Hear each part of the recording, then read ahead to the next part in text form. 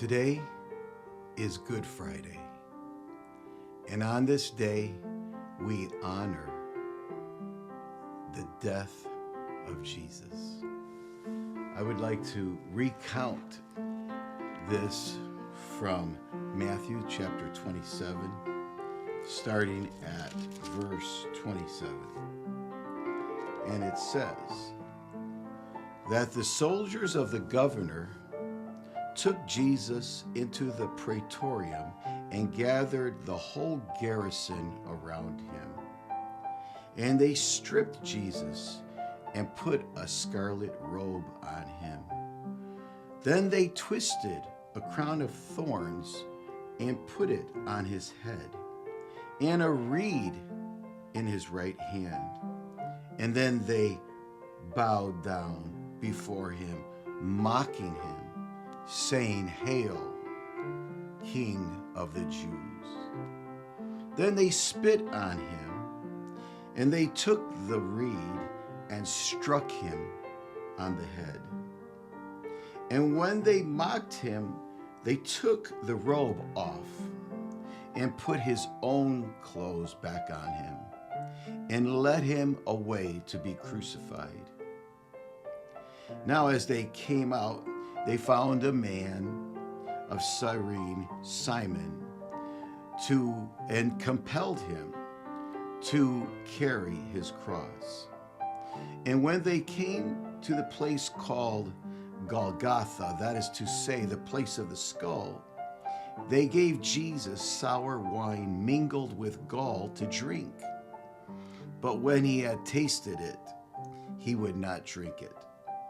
Then they crucified Jesus and divided his garments and cast lots for them, that it might be fulfilled which was spoken by the prophets. They divided my garments among them, and for my clothing they cast lots. And this is what I love about this holy book, is that the prophets of the Old Testament wrote and foretold many things of which was to come in the New Testament. Sitting down, they all watched Jesus hang from the cross. And they put upon the cross at the top of his head the accusation written, "This is Jesus, the King of the Jews." Then the two robbers were crucified with him, one on the right and another on the left.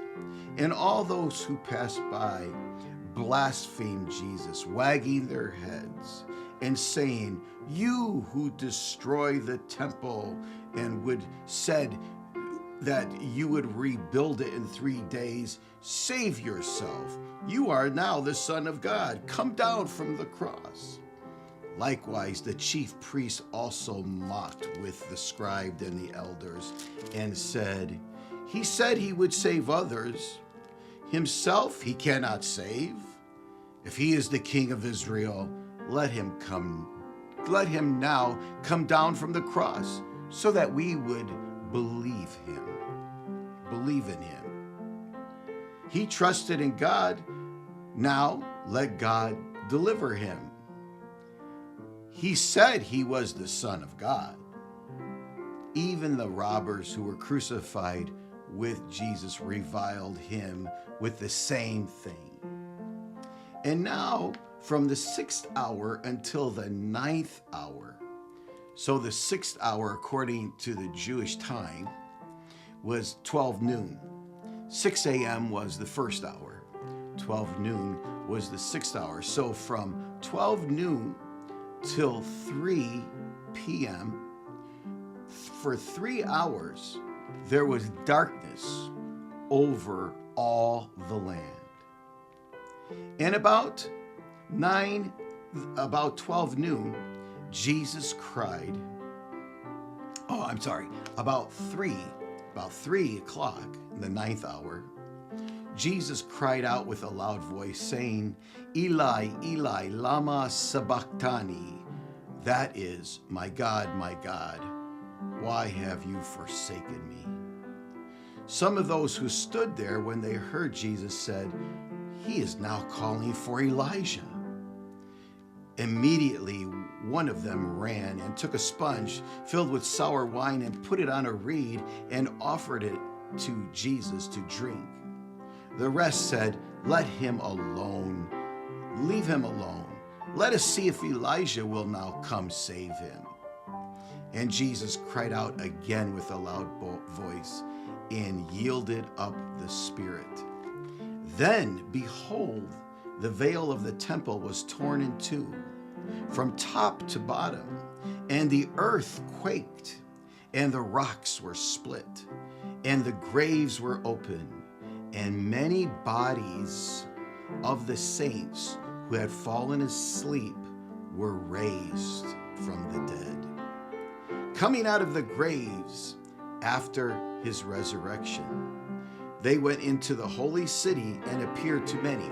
So these people that believed, that were devout and believed in the resurrection of the dead, who were buried, they were raised from the dead. And when Jesus was raised from the dead, they all went into the city and appeared to many. So when the centurion and those with him who were guarding Jesus saw the earthquake and the things that had happened, they feared greatly, saying, "Truly, this was the Son of God."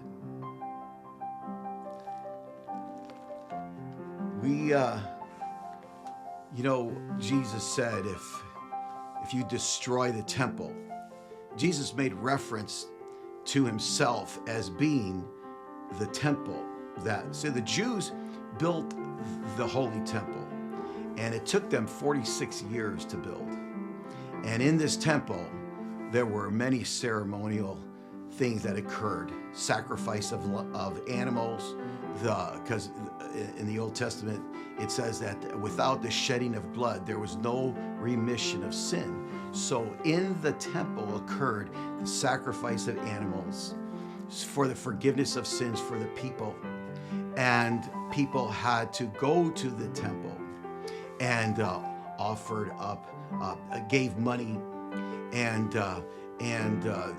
so that they would receive forgiveness of sins.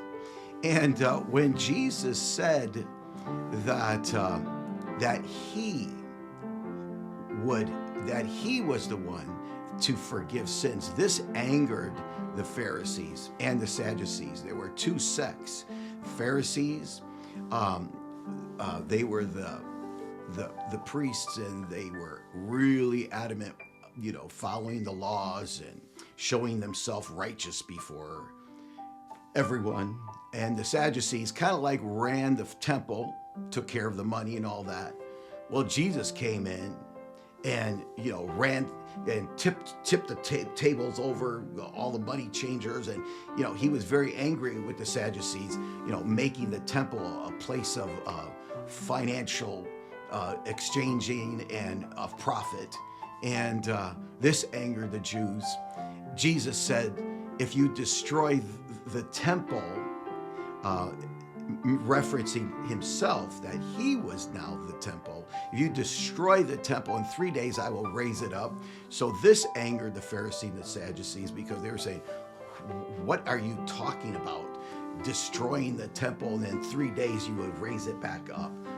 They didn't know that Jesus was referencing himself, that he was the temple. He was now the sacrificial lamb. The people didn't have to go through the priest to have the shedding of blood of animals forgive them of their sins. That Jesus now was the sacrificial lamb. Jesus now was going to one time, forever,